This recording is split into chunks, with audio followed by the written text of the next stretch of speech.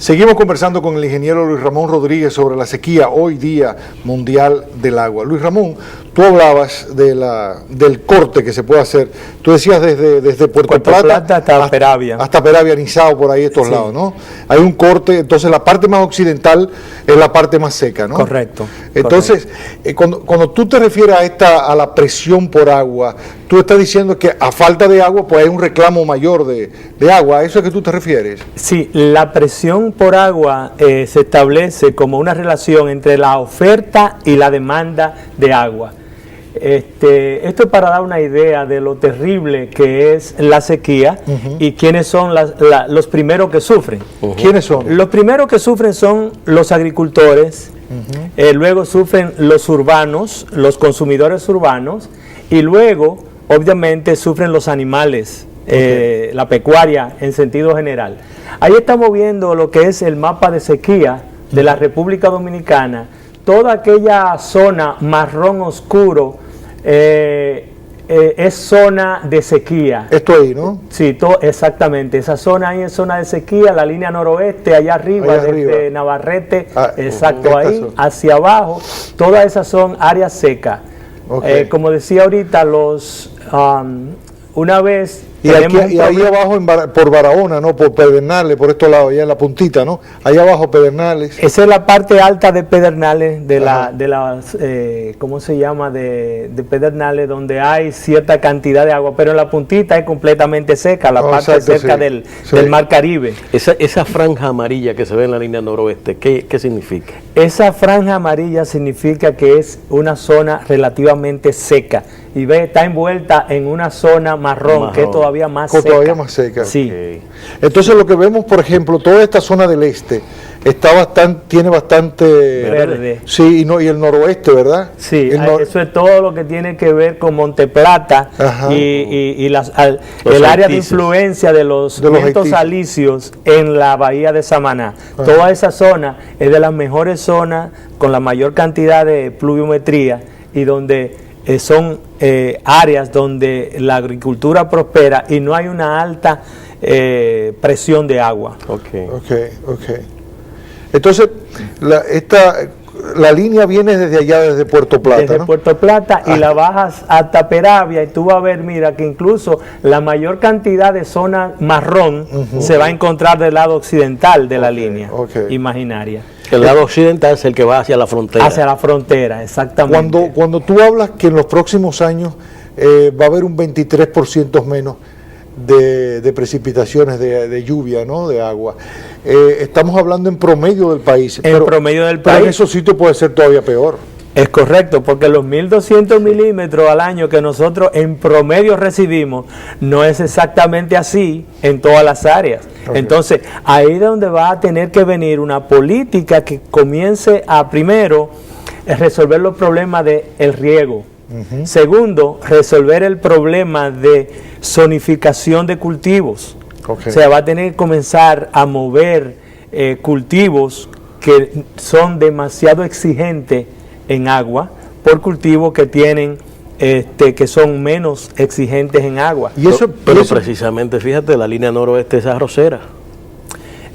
Y tú sabes una cosa, que la línea noroeste es yo tengo un mapa más adelante. Más adelante, vamos a ver. Pero por ejemplo, para que ustedes vean, y volvemos con la línea noroeste, después creo que de esa diapositiva. Fíjense ustedes la producción de agua en la República Dominicana. La distribución. Sí. Nosotros en el sector agropecuario somos los mayores consumidores de agua. O sea, de toda el agua, 71%. 71%, de hecho es 72.2%, para ser más exacto. Pero 71% del agua que nosotros producimos se utiliza en el sector agropecuario. O sea, eso quiere decir que el mejor uso debe darse ahí entonces. O sea, el mayor hincapié para que se use bien. Si el 71% del agua la utiliza el sector agropecuario, lo que tenemos es que tratar de enseñar al sector agropecuario a usarla racionalmente.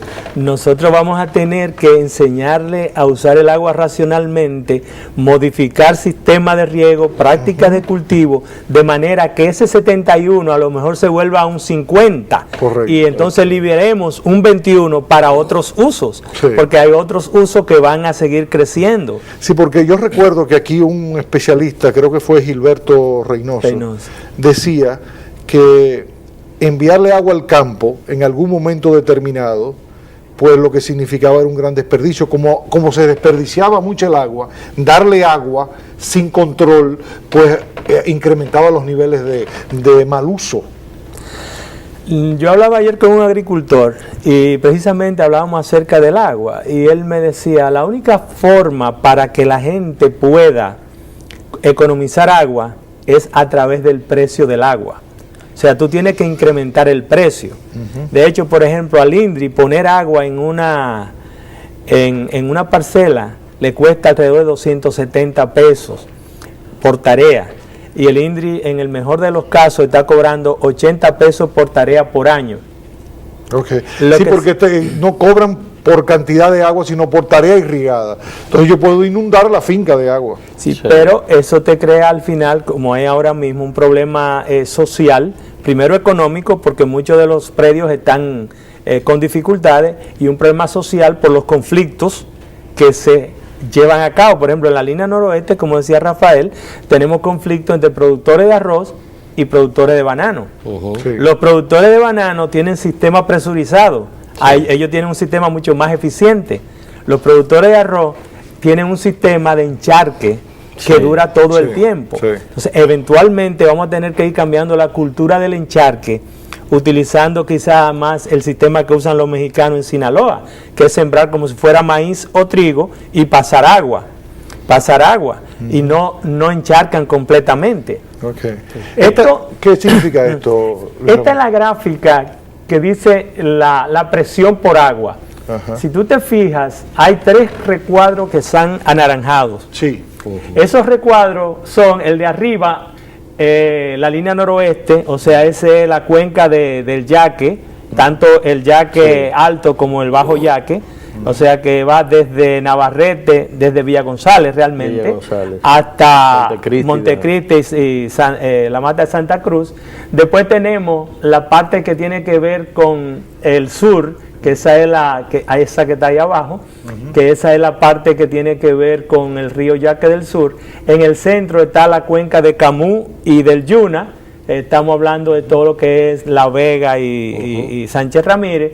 Y si tú te fijas, esos son las 3 cuencas donde la presión por agua son mayores. Hay una que tiene un 87%, un 98% y un 58%. Okay. Mientras que cuando tú ves la cuenca atlántica, la presión de agua es un 12%. Allá arriba, 12%. Sí, la cuenca de los Ama, que es acá abajo, un 29%, y la cuenca del este, que es un 20%. O sea que lo que hablábamos ahorita con relación a dividir la República en 2, aquí mismo también se nota. O sea, hay más presión de agua porque la oferta de agua es menor en toda esta zona. ¿Y en qué medida la degradación del territorio haitiano, que es conexo con la parte precisamente occidental, que es la más afectada con el problema del agua, influye en la parte dominicana occidental que tú estás describiendo?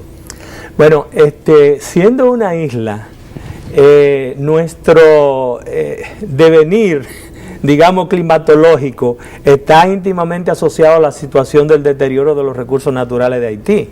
O sea, si ellos mejoran sus condiciones de recursos naturales allá, nosotros vamos a mejorar, especialmente en el occidente de nosotros, las condiciones de lluvia. Por eso es que cada vez que se habla de programas de reforestación, se habla de programas de reforestación binacional. Sí, es un ecosistema insular. Sí. Eso es correcto. Luis Ramón, de nuevo tengo que pedir tu permiso. Nos vamos a una pausa. No se muevan, que todavía hay mucho más sobre la sequía y la agropecuaria en República Dominicana.